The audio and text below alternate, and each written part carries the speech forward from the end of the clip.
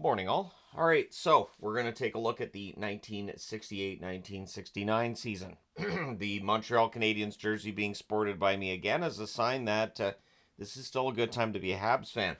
Montreal goes 46-19-11 overall, 271 goals scored, 202 goals against, 103 points, and Jean Beliveau's their captain. I forgot to put Beliveau up there, but he's still their captain at this point.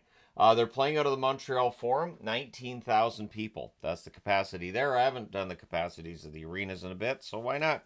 Boston, 42-18-16. 100 points, 303 goals scored, 221 goals against. So Boston becomes the first team to record 300 goals in a season with that. They also do not have a captain. They're playing out of the Boston Garden, which seats 14,659 people.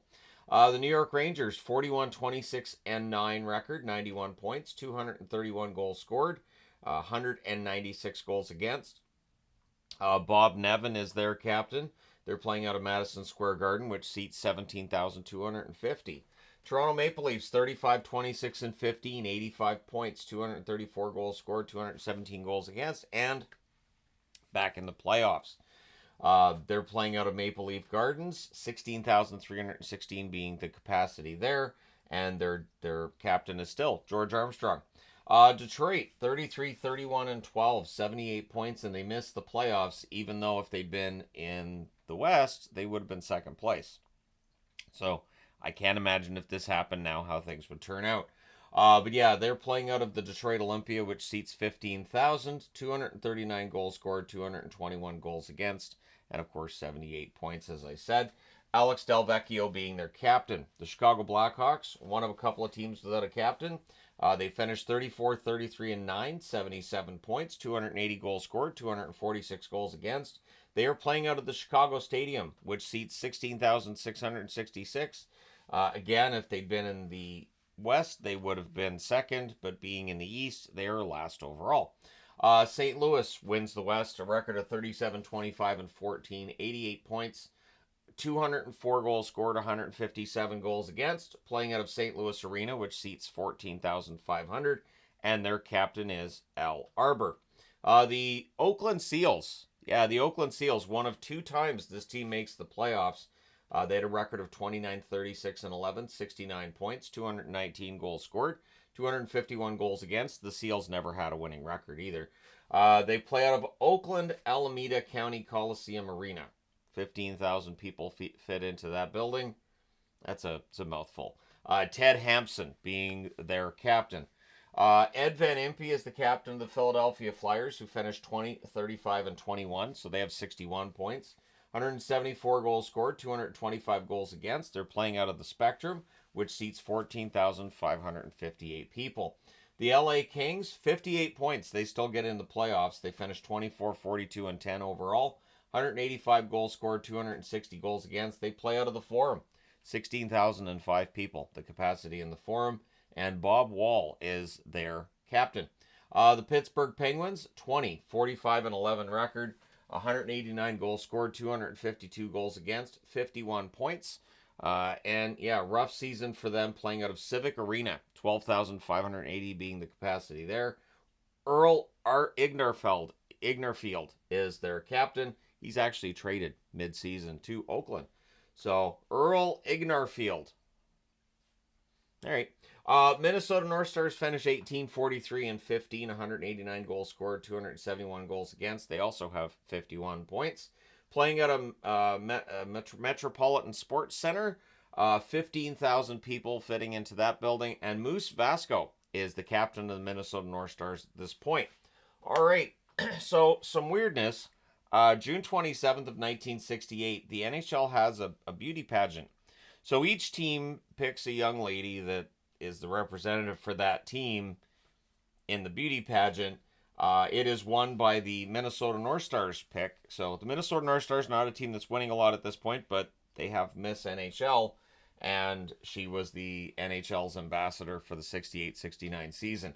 They had three. They had three beauty pageants and then decided not to have beauty pageants anymore. It's odd. Strange. Miss NHL's an odd idea.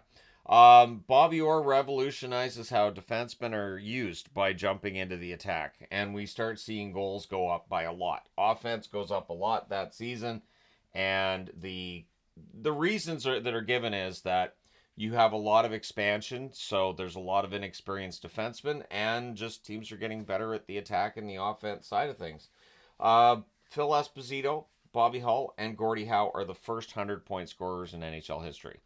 Again, the offense really picking up around the league. November 7th of 1968, Red Berenson scores 6 goals in an 8-0 win over the Flyers, and he ends up getting a cover on Sports Illustrated out of that, so kudos to him for that. June 12th of 1968, the Blues pick up Jacques Plante from the New York Rangers in the intra-league draft. So again, it's similar to what the waiver wire is now. And yeah, Jacques Plante ends up being a pretty good pickup for St. Louis. I believe he'd gone into retirement and decided, oh, come out and play for St. Louis and Scotty Bowman. March 1st of 1969, Phil Esposito passes Mikita's record of 98 points in a season. And I mean, he absolutely destroys that record. He sets a pretty high bar for the scorers going forward. March 30th of 1969, Bobby Orr sets a record for defensemen with 21 goals. His 64 points that season, also a record for defensemen. Again, showing that defensemen joining the attack can work out really well. And the interesting thing with Bobby Orr is he was also very good defensively. So it's not like he was sacrificing the defense for the offense. March 2nd of 1969, so the day after Esposito passes 97 points, which was Mikita's record, he is the first to 100 points. So he's just cruising. April 17th of 1969, Jerry Cheevers is the first goalie to record 3 straight playoff shutouts at home. And he's Boston Bruins goaltender at that point. Gump Worsley missed time for the Montreal Canadiens with a nervous breakdown. We've now seen that with Mahovlich. We've seen it with Worsley. Hey, guys in Canadian markets get a lot of pressure.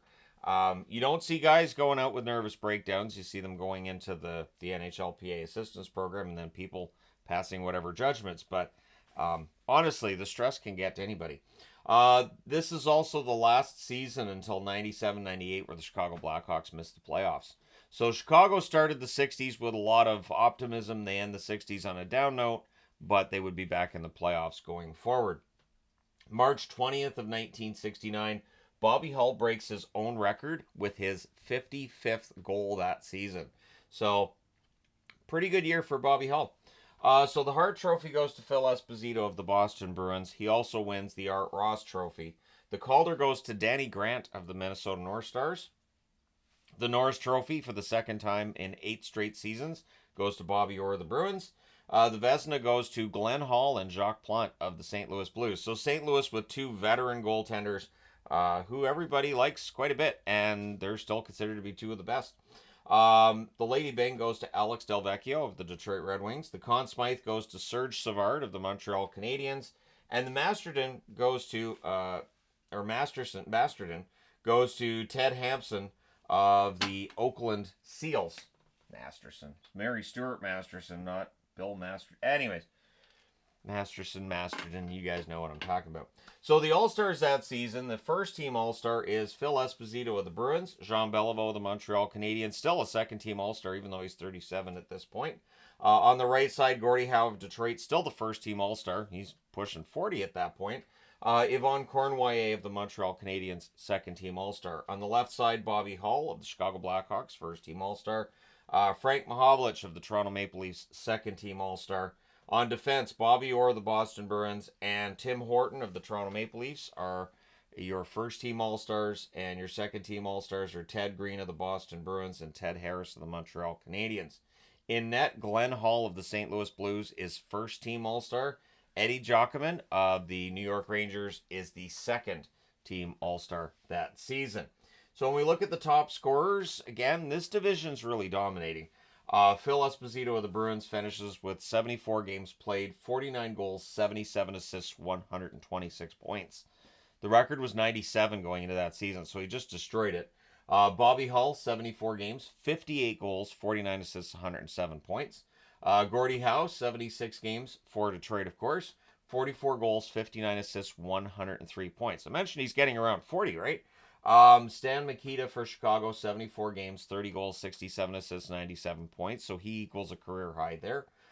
Ken Hodge, senior of the Boston Bruins, 75 games, 45 goals, 45 assists for 90 points. Yvon Cournoyer of the Montreal Canadiens, 76 games, 43 goals, 44 assists, 87 points. The goaltending numbers, Eddie Jockman of the New York Rangers, 38, 23, and 7 record, 911 save percentage, 7 shutouts. Bruce Gamble of the Toronto Maple Leafs, 28, 20, and 11 record, 914 save percentage, 3 shutouts. Jerry Cheevers in Boston, 27, 22, and 13, 911 save percentage, 3 shutouts. Gary Smith in Oakland, 22, 21, and 7. So Gary Smith had a good record there. 905 save percentage, 4 shutouts. Rogie Vachon of the Montreal Canadiens, 22, 9, and 3, 902 save percentage, 2 shutouts. The quarterfinals, there's a few sweeps in here. Now, LA beats Oakland. That takes 7 games. So Oakland got their money's worth out of that series. They're still struggling financially, though. St. Louis sweeps Philadelphia in 4 straight. Boston sweeps Toronto in 4 straight. Montreal sweeps the Rangers in 4 straight. So, yeah, those playoffs don't last that long. We get to the semifinals, and St. Louis continues their momentum. They beat LA 4-0 and then 3-2 at home before going to LA and winning 5-2 and 4-1 to sweep that series in 4 straight. Montreal against Boston. Guess what? That's a bad matchup for Boston. Montreal beats Boston in overtime 3-2, beats them in overtime again 4-3 in game 2. Then Boston wins at home 5-0, wins at home 3-2. Montreal wins game 5 to hold serve with a 4-2 win, and then they go into Boston and win in double overtime 2-1 to win that series in 6 games because Boston can't beat Montreal. Then we have St. Louis and Montreal in the final, and it ends up much the same as the year before, though the scores are close. Montreal wins 3-1 and 3-1 at home. Then they win 4-0 in St. Louis before winning the Stanley Cup in that 4th game, also in St. Louis by a score of 2-1. So it is a 4-game sweep for the Montreal Canadiens. Phil Esposito led playoff scoring, 10 games, 8 goals, 10 assists, 18 points. Jean Beliveau for Montreal, 14 games, 5 goals, 10 assists, 15 points. And Dick Duff for the Montreal Canadiens, 14 games, 6 goals, 8 assists, 14 points. And of course, Dick Duff went on to become Duffman. I'm kidding. Vachon ends up with a 1.42 goals against average in those playoffs for Montreal. And Jacques Plante ends up with a 1.43 goals against average in those playoffs. As goaltenders, still pretty darn good. But we're going to get into a pretty high scoring era pretty quickly. So stay tuned for that. Don't forget to hit like and subscribe if you've not done so already. Thank you guys so much for all of your support as always. And yep, as always, let me know your thoughts in the comment section below. I will talk to you again soon.